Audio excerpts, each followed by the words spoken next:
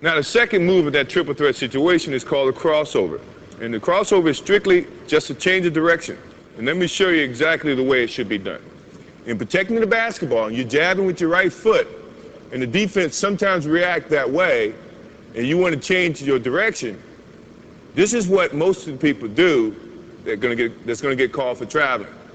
In jabbing with this right foot, they get so quick, they go this way by moving their left foot, which is your pivot foot. That is traveling in any league. So the correct way to do it is when you jab, now you're going to pick up the same foot that you jabbed with and change directions. And in putting the ball down, good defensive players, if you put the ball out here, have long enough arms. Scottie Pippen, for one, can slap it.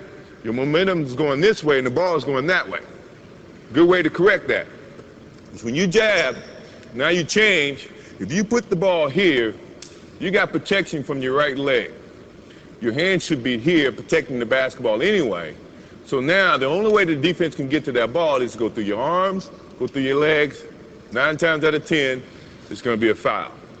I say 9 times out of 10 because I could get away with it. But I don't play anymore, so you don't have to worry about that.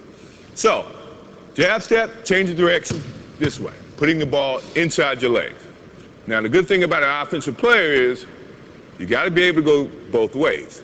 If you go one way, now you're limiting your options.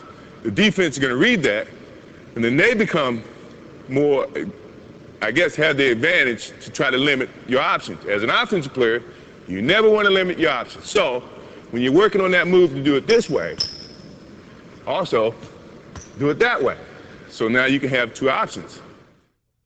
If my man is taking a defensive stance, the thing that I'm looking at right now is he's playing parallel.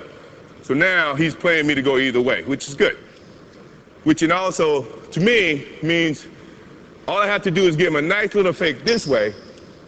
He's going to think and feel that that's the way I'm going. My change of direction is a little bit better to use when you see a guy with the parallel stance. Mainly because he doesn't know where you're going. So now you have so many options, you just try to use as many options as you can. Now, if he had his right foot forward, that to me is saying, now he wants you to go this way. The last thing I want to do is go where the defense wants me to go. I want to go opposite. So this is when now he takes his step that way. The change of direction means he's got to pick up this foot and open, then slide to keep up to you as an offensive player. That takes more time than you taking that crossover and driving to the hole. So you have the advantage in that sense. Now, if he has his other foot up, this is what I was telling you about being able to go both ways. Now you can do the same thing and attack it this way. You see what I mean? So now he can't limit your options. So you should look, before you take your stance, look how the defense is playing you, and then decide which is your pivot foot, your right foot or your left foot, and then attack.